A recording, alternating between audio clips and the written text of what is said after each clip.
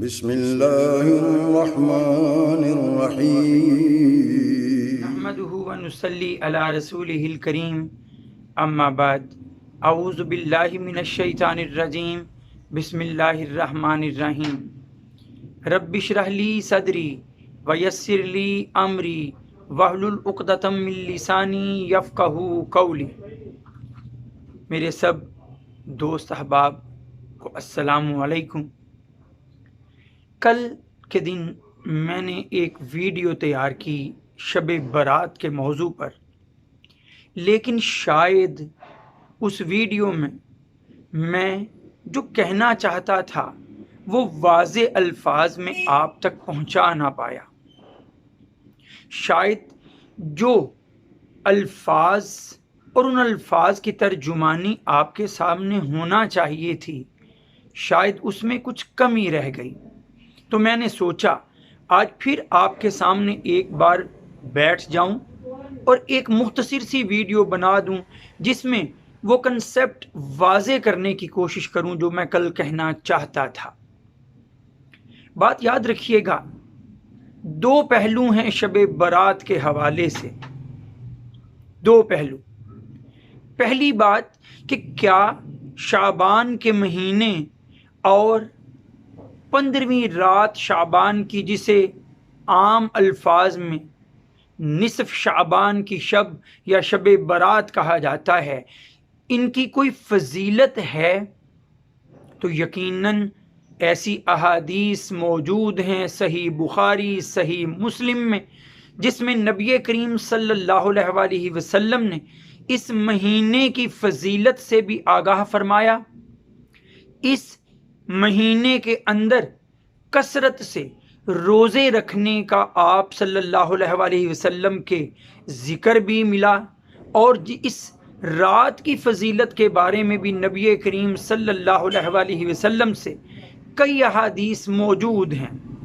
اگرچہ اس پر بحث ہے کہ یہ روایات جو اس رات کی فضیلت کے بارے میں آئیں، سب روایات ضعیف ہیں، کمزور ہیں، لیکن اتنی وافر مقدار میں موجود ہیں کہ اس رات کی فضیلت کے لیے کافی ہیں۔ دوسرا پہلو اس کا ایک اور ہے۔ ایک پہلو تو طے ہو گیا کہ شعبان کے مہینے کی فضیلت بھی ہے، نبی کریم صلی اللہ علیہ وسلم اس مہینے میں دوسرے مہینوں کی نسبت کثرت سے روزے رکھا کرتے تھے۔ حضرت عائشہ رضی اللہ تعالی عنہا کی روایت میں نے کل بھی ذکر کیا کہ آپ رضی اللہ تعالیٰ عنہ فرماتی ہیں کہ میں نے نبی کریم صلی اللہ علیہ وسلم کو رمضان کے سوا کسی اور مہینے کے پورے روزے رکھتے نہیں دیکھا، اور رمضان کے بعد آپ سب سے زیادہ شعبان کے مہینے میں روزے رکھا کرتے۔ لیکن ایک دوسرا پہلو بھی تو آپ کے سامنے رکھوں کہ نبی کریم صلی اللہ علیہ وسلم اس مہینے کی فضیلت بتاتے ہیں، اس رات کی فضیلت سے آگاہ کرتے ہیں، لیکن کیا نبی کریم صلی اللہ علیہ وسلم نے اس 15ویں رات میں شعبان کی کوئی مخصوص عمل ہمیں سکھایا ہے؟ کیا اس رات کی خاص کوئی عبادت کی تاکید کی ہے؟ تو پھر جواب ملے گا نہیں۔ یاد رکھیے گا، فرض عبادات کا بھی یقیناً ثواب ہے، نفلی عبادات کا بھی یقیناً ثواب ہے، لیکن عبادت کرنے کا طریقہ ہم کہاں سے سیکھیں گے؟ یا قرآن سے، یا نبی کے فرمان سے، نبی کے عمل سے؟ تو مجھے دونوں جگہ خاموشی نظر آتی ہے کہ نہ قرآن اس رات کا کوئی خاص عمل ہمیں بتاتا ہے، نہ نبی کریم صلی اللہ علیہ وسلم کی کوئی صحیح مستند حدیث ایسی ہے جس میں کسی مخصوص عمل کا ذکر ہو۔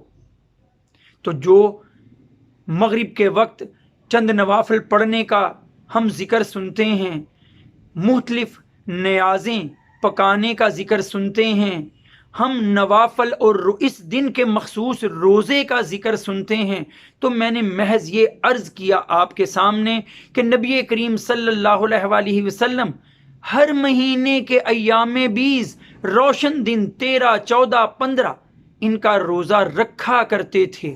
اگر اس سنت کے تحت آپ بھی روزہ رکھتے ہیں تو یقیناً آپ سنت پورا کرنے کی اور نبی کریم صلی اللہ علیہ وسلم کے عمل پر چلنے کا ثواب ضرور پائیں گے. لیکن اس دن کو شب برات سمجھ کے روزہ رکھنے کی کوئی فضیلت میں نہیں جانتا. نبی کریم صلی اللہ علیہ وسلم نے اس کی تاکید نہیں فرمائی. اتنی سی بات آپ کے سامنے رکھنا چاہتا تھا کہ شعبان کے مہینے کی اور اس رات کی فضیلت ضرور ہے، لیکن نبی کریم صلی اللہ علیہ وآلہ وسلم سے کسی صحیح حدیث میں اس دن کا کوئی مخصوص عمل یا چراغاں یا پٹاخے پھوڑنا اس رات میں کہیں ثابت نہیں ہے. چلتے چلتے میں یہ ضرور تاکید کرنا چاہوں گا کہ ہمیں پکا مسلمان بننا چاہیے جو قرآن و سنت پر چلنے والے ہوں، نہ کہ وہ ایک مزاح پہ لکھنے والا شاعر تھا نا، وہ جو کہہ گیا. ہمیں ایسا مسلمان نہیں بننا کہ صرف شب برات یا شب معراج آئے اور ہم اس دن کی مخصوص سنی ہوئی عبادات کو کر کے سمجھیں ہم نے سارا ثواب کما لیا. تو وہ ایک شاعر کہتا ہے نا، یہ مانا کہ میں پورا مسلمان تو نہیں ہوں، یہ مانا کہ میں پورا مسلمان تو نہیں ہوں، پر رشتہ اپنے دین سے تو جوڑ سکتا ہوں. نماز روزہ زکوٰۃ حج کچھ نہ سہی، شب برات پٹاخہ تو پھوڑ سکتا ہوں. تو ہمیں اللہ تعالیٰ ایسا مسلمان ہونے سے بچائے. وآخر دعوانا ان الحمد للہ رب العالمین. السلام علیکم.